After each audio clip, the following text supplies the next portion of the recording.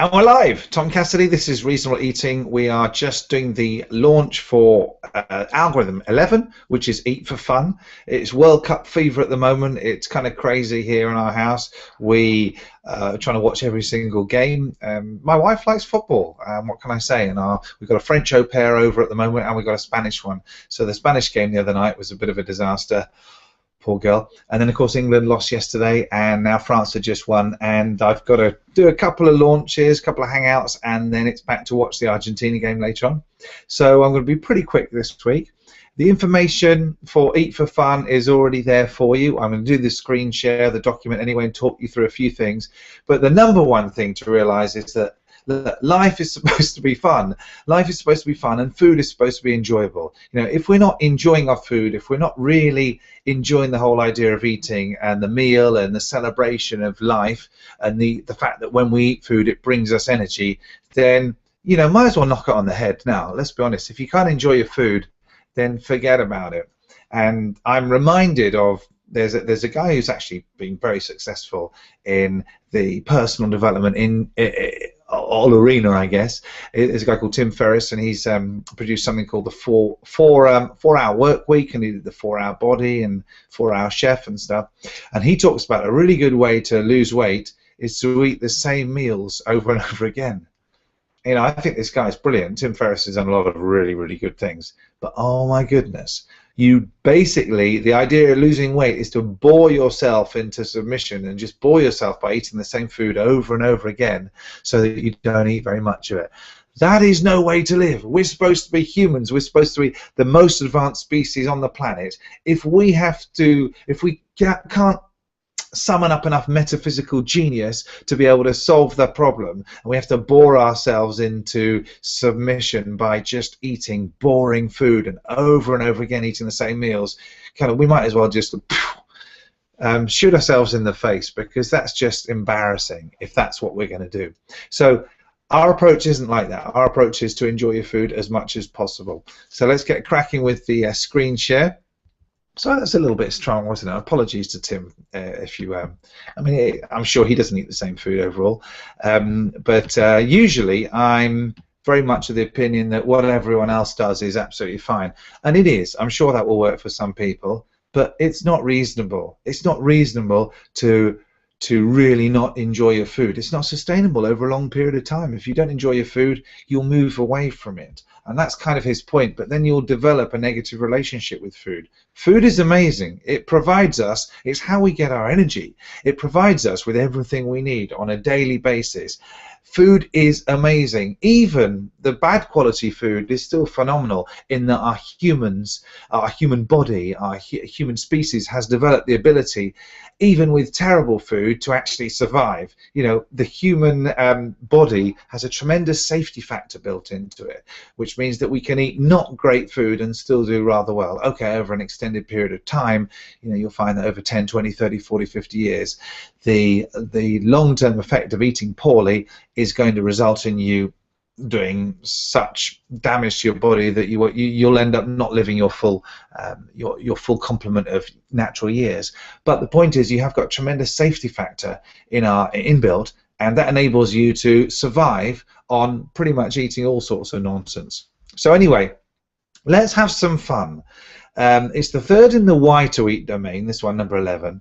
Yeah, life is short. Not as short as you thought it was going to be now that you're eating reasonably, of course. But let's enjoy the eating experience, the business of food. And not because food is special, because life is special, and you may as well enjoy everything just a little bit more. Okay, so I've talked a little bit about that, about food being awesome. I've talked about the idea in general, food being social. We should be sharing the experience. We sit down as a family to eat every single day, 3 times. You know, if I'm in the house, even when I don't eat breakfast, I sit down with the family and we have coffee. And well, I have coffee, they have breakfast, and we just chat and we're around. Social. It's just phenomenal. If you're on your own, no problem. But if you are in the same house as somebody else, try and organise to eat at the same time. You don't even have to talk very much. You know, I used to kind of chuckle at couples that were out in restaurants and they were both sort of sitting there, and they obviously weren't dating as such. They're obviously married or in a long-term relationship, because they weren't really talking to each other at all. They're just eating their food, and every so often they go, and then get the phones out and do some texting and stuff like that. Catch up on Facebook. But you know what? Sometimes just the idea of actually being with someone else is just a really nice thing. And I'm not saying, you should be checking your Facebook on your phone while you're eating with people. Of course not. I don't think you should have phones really at the table. Certainly not in a restaurant, but not even in your own house, unless you're using the timer function to make sure your kids don't dilly-dally for like 4 hours. But in general, I think that just that time, the quantity time is actually more important than quality time. A lot of people say, no, quality time is the most important thing. That's a misdirection that everyone in the West uses to excuse themselves from working long hours. I'm going to do a lot of work on that later on. The difference between quality time and quantity time. You create the illusion that you're this Superman if you only see your kids for sort of 2 or 3 hours a week, because you never see them Monday to Friday because you're working so hard. You see them at the weekend, and then you really you get into tremendous conversation and all that sort of stuff. That's utter bullshit. Don't kid yourself. Quantity time is the most important. Now, with quantity time, you can have high quality and low quality in that, as in you're going to be pissed off from time to time, you're going to be grumpy from time to time, and your kids are going to see that, and I think that's great, because that's reality. If your kids only see you, they don't see you at all during the week, and they don't see you when you're stressed and frustrated, and they only see you as like happy-go-lucky guy. That's a model that they're going to be passing on to their children as well, which is that they only see their children for a short period of time. I was talking to a guy who'd recently got a promotion, and he's only seen his children for 12 hours in 3 months, something like that. It's crazy. Anyway, let's crack on with this. Let's talk about the idea of why we do things. This is a lovely thing. Basically, we do things for 2 reasons: because we enjoy them at the time, or because we enjoy having done them. And when we say we enjoy them, we don't enjoy necessarily the sensation of it, but we enjoy our selfness in the act of doing it. So you could say, well, eating chocolate is something you enjoy now, but you don't really enjoy it. You don't enjoy the selfness of it. You enjoy maybe the taste, maybe the animal pleasure, but that you don't enjoy the you-ness that is involved in the eating of chocolate now. It's not a positive, rewarding thing in the same way that you might enjoy gardening right now. So anyway, so what we want to be doing is we're smart people, we want to be spending as much of our time doing things that we love at the time, we feel good about them at the time, and we feel good about having done them later on. And that's in this quadrant, the love now and the love later, over here on the top right. And we want to spend absolutely none of our time in this hate now and hate later. I mean, let's have a look at the sort of activities we might find in each quadrant. Eating great food with great people. You really enjoyed it at the time, and you enjoy having done it. You look back later and think, that was great. That food was fantastic. The evening was fantastic. It was brilliant. Practicing your scales and arpeggios, you don't love at the time, but you really enjoy having done it. I love playing jazz piano now, but I wouldn't be able to play competently if I hadn't done all my practice. And you know what, after a while, you kind of can force yourself to love your practice because you know that it's leading you to the results. This is something that we shouldn't spend much time doing. This is getting wasted through drinking or drugs. Doing crazy things like you might have a one-night stand or something. You might think, oh, isn't that fantastic? You love it at the time. But really, when you look back, it's probably a balls up. It's probably not something that you're going to really enjoy later on. Staying in a humiliating relationship, that's a good example. Probably better on. Being tortured is something that you wouldn't enjoy at the time, and you wouldn't enjoy having done later on. But I guess being tortured is out of your control. So staying in a humiliating relationship is something that you would neither enjoy at the time or enjoy having been involved in later on, but you could have perhaps done something about it. That's a different program. This is eating. Let's stick to eating. These are the operational algorithms this week. Before eating, can I share this eating experience? Is there someone else around I can eat with? Can I break bread with? Do you know that the word companion actually comes from the Latin root with, com, and also panis, which is bread. So a companion is someone you have bread with. That's the idea of the original companions were people that you ate with, and there's something in that. Can we eat as a whole family tonight? Can I skip this meal on my own and eat later with friends or family? So that's a really important one. Questions to ask yourself while eating: am I celebrating this meal? Am I celebrating the fact that I'm getting energy out of this food and nutrition, and animals or plants or whatever have died, sacrificed to enable me to survive? Am I loving this food?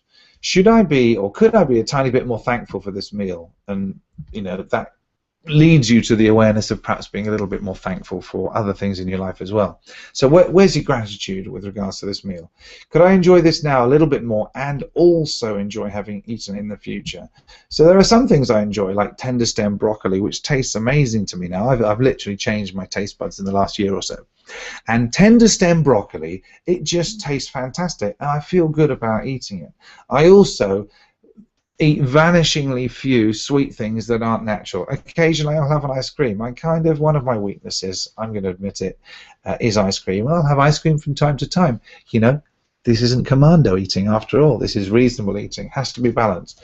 But these days I'm having less and less stuff that is sweet without it being natural. So I'm massively into dates at the moment and into grapes, frozen grapes. Frozen grapes are like a big breakthrough for me because they are sweet, but they're totally natural. Organic grapes. Actually, we don't get organic grapes. No, we don't. Apparently, you can't get them very easily. That might be just what Cindy's telling me. Maybe you can get them, but they're too expensive. I don't know. They're quite expensive anyway, grapes. But we get bunches of them. The red ones are the best for freezing, absolutely, in our experience. The green ones don't freeze as well. Frozen grapes are brilliant.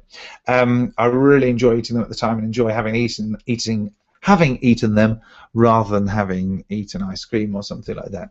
So here we are, really. This is number 11. Look at all those algorithms we've done. We've got that chew until liquid, eat slow, savor the flavor. We've got eat for hunger, not appetite. Eat until no longer hungry, eat naturally, not continuously, from the when. We've now completed the why, which is eat for the body and the taste buds, eat for a long life, and eat for fun. That's why we're eating. We're eating for fun. I mean, obviously, the primary purpose that the body has for us eating is for nutrition and energy. But of course, we know that already. And if we're going to be eating anyway, let's eat for fun. Let's eat stuff that we enjoy, and let's eat with people as often as possible. And then the what to eat, did it grow into its shape, eat a high nerd, and the one that's coming next week. So that's it for this week. It's nice and brief. It's really simple. Make sure you're enjoying it. Go to the operational algorithms. Ask yourself, am I going to enjoy this now? And am I going to enjoy having eaten this in the future? And that's a really powerful one. You could apply that to every area of your life. Is this going to be something that I'm going to be delighted about in the future, as well as delighted about right now? Okay, so I'm going to end the screen share. There we go, and that's it. You can obviously see that it's working. You can go back and look at videos from me a couple of years ago. You can even look at videos from me maybe a few months ago. I feel well. My skin looks in good condition. I was 46 a couple of weeks ago. This works, right? Not just because I might have the sort of, skin and the youthful looks, thank you very much, that I was just genetically born with. No, go and look at the video where I go through all my Facebook profile photos from a few years ago, and you'll see there's a picture out there. In fact, there's a few pictures. I'm going to get it just super quickly. I'll be back in a second because this is a bit of fun. I just thought, just improvising. You can tell how much I thought this through. So this is a picture. I don't know whether you'll be able to see. There's a little bit of light now shining on it. Yeah, you're probably not going to be able to see that very well. But anyway, that's Cindy and me. Yeah, you're not going to be able to see that brilliantly because of the reflection in its glass. But that was me over 6 years ago, and I look younger now than I did then. So it's quite amazing. So this works. Of course, a lot of it's mental, and I'm mental, so that helps. But the point is, it doesn't happen instantly. It takes time, and the reason it's valuable is because it takes time. No, it's valuable because it takes time. You can't get anything really valuable that doesn't take time. Not the reason it's valuable is it takes time, but anything that is valuable, one of its component or necessary components is that it takes time. If you can get something instantly, it's not valuable. I don't care. I don't care what you think. You say, well, okay, but what if I buy something and I got it instantly? No, you haven't. You took time to create all that money to be able to buy something. So nothing that is genuinely good can be got instantly. And even if that's, you say, awareness, well, I could just start thinking, great, you know, what would I choose? But that doesn't happen instantly. It comes from practicing over and over again. I've said too much. I feel like I've given away some secrets. But just have a wonderful week, and I will see you, I guess, for the last one, week 12, and then on any of the other videos in the chat rooms of the world. Okay, take care. Have a great week. Bye.